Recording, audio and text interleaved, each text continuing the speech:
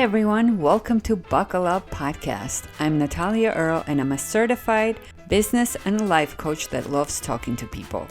I'm fascinated by humans and how our brain works. What is it that makes a decision good or bad, and how does that decision ultimately shape our path and destiny? Everyone loves to talk about success, but what about the flip side? How about adversity? Failure is such a big and often necessary part of life, and it's simply unavoidable. So I invite you to join me on this inspiring, honest, unpolished interview show with breathtakingly real conversations that go deep on setbacks and hardships that are part of the puzzle that ultimately lead to growth, discovery of inner greatness, and what makes us resilient. Grab your helmet and buckle up, people. It's going to be a bumpy ride. But what a ride it will be.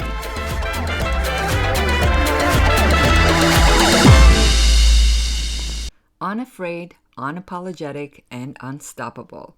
Dominic Gizzo is a retired 16-year veteran police officer, public servant, public speaker, a business owner, published author, candidate who ran for Chicago Sheriff's Office, national radio host, and warrior for Christ. His passion and mission are healing police community relations and modeling the oath he swore when taking on the responsibility of wearing the badge. Gizzo believes his highest service is to God and in serving his community. He is living the calling that he was made for. So what is the biggest adversity that you have faced in your career as a police officer, and how did you overcome it? I think it's other cops. I think anybody who sits there talks about the thin blue line is full of crap. It's the most biggest crab in the bucket industry that there is. Cops cannot stand, for some strange reason, when you wind up bettering yourself in any way, shape, or form. The amount of cops who are in my area who can't stand me far surpasses those who ever support me. And there's nothing that I ever did wrong as a cop. I try to remain humble, which is hard for me to do, but I was a great damn police officer. I really was. I love my community. I love the job. I love the Constitution. I loved all that. But when you speak out, everybody, oh, he's just talking for himself. And I know that there's sides of me that has narcissistic qualities and whatnot. That's just who I am. But other cops are the worst when it comes down to each other. They can't stand one another. And command staff is the creme de la creme when it comes to those who hate them all. It's just the culture of law enforcement is just horrible. The only time there's a blue brotherhood is at police funerals, or when it comes down to armchair quarterbacking or defending somebody online, for like when you see a 30-second clip of what somebody does and everyone crucifies police, you'll see other cops come to their aid. And we saw that in the whole George Floyd era that was just absolutely ridiculous. I think cops are the biggest problem in law enforcement right now. The amount of psychological screwing with their commands, with the subordinates that the command staff does, is the problem in law enforcement. And it's just horrible. And that's got to change. Yes, absolutely. And see, like, that's something that we as public are not aware, and we are so eager and easy to point fingers. Oh, like the police is the problem, instead of like understanding and asking more questions. Why is this happening? What kind of support we can give these guys on our end? So, it has that healthy balance. In your book, you talk about the importance to get involved with the local government. Can you go over that with me a little bit? Why is it so important, especially in today's day? They work for you.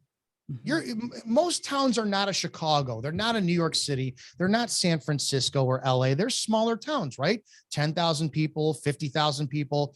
Those mayors in that town, they work for you. You elected them. The mayor appoints the chief of police. The last town I worked in, and I put this in my book, and it's so damn important to read. Here's the problem of what happens on a larger scale. And if it happens at a larger scale, think about what that could mean to a smaller scale, right? The last chief I worked for had zero law enforcement experience. He was a dispatcher. He was a dispatcher who in 1997, and there's an article on him in the Daily Herald out here in Illinois from 1997, he became a part-time police officer at the age of 47. No academy training, no prior experience. He laughed in the article about his training consisted of being given a map for the town and 20 hours of firearms training, and told if you get in trouble, call one of the guys around the area, they'll help you out. He was promoted to chief of police. He became head of Lake County Major Crimes Task Force, which means that every major crime, shootings, stabbings, murders, were all investigated under his command. There are 3 major cases that where 2 women are innocent and there's proof of it, and they're put in jail because of his investigation. And that one case I talked about prior with the Fox Lake lieutenant, he was in charge of that. He messed it all up. So you have to ask yourself, and that's a grand scheme, right? And I do have a personal problem with because people sit there and say, you keep bringing that up, you're irritated over it. I am, because of the amount of people who suffered underneath that.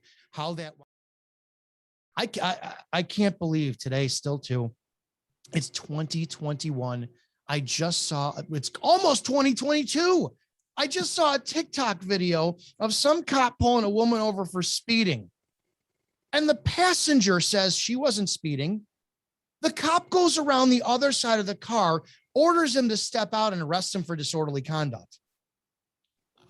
I was dumbfounded.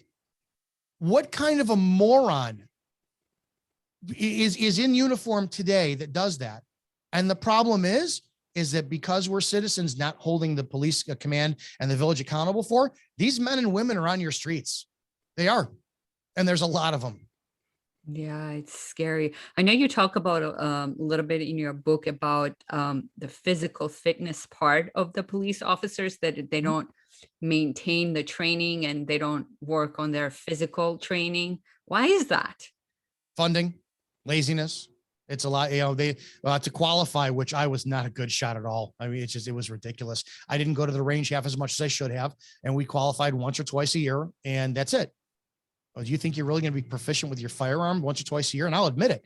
So those rounds, if I ever had to use them, do you not want every single one of my bullets going exactly where it's supposed to go? You don't want, oh, it's a 70%. He passed. You don't want 10 of my bullets out of the 13 or 16 in a magazine. Oh, 10 hit, 3 went off over this way. You don't want that. And then 2, there's no standard. Once the physical fitness standard is out the door, it's unconstitutional once you pass the test. And that's it. So you can have fat, out of shape, which you do, police officers showing up at your home for a call for service. It's embarrassing. That's crazy. I go to the amount of stupidity this country went through in a year shocks me. I don't care about the human being George Floyd is, right? What Derek Chauvin did was worse than murder. Even if they proved it, which I believe they finally said that rear neck restraint had nothing to do with George Floyd's death, it was punitive. You had Chauvin kneel on the neck. I don't care if he's a black man or white man. You had Chauvin kneel on the neck of a man for 9 minutes just because he could. Did he need to? Nope. That was punishment and punitive, and it was insulting, and it was worse than murder. Do you think it's a good time for someone to become a police officer now? I don't know. I don't know. I'm asked that all the time, and I can't believe the amount of men and women who are in uniform who will openly admit, like on social media back when 2020 and this whole pandemic started, I had people commenting on my stuff. Well, you don't know what it's like to have to worry about a paycheck. When I would talk about, you're going to enforce mask mandates. You're a terrorist. Any police officer who enforces masks or escorts somebody out of a village hall because they're not wearing a mask or they don't have a COVID card, they're an enemy of the people and they're a domestic terrorist. They're not cops. And the amount of people who surprisingly will do that just to keep a paycheck is disturbing. And the amount of cops who won't say anything is even more disturbing because they're worried about losing their jobs.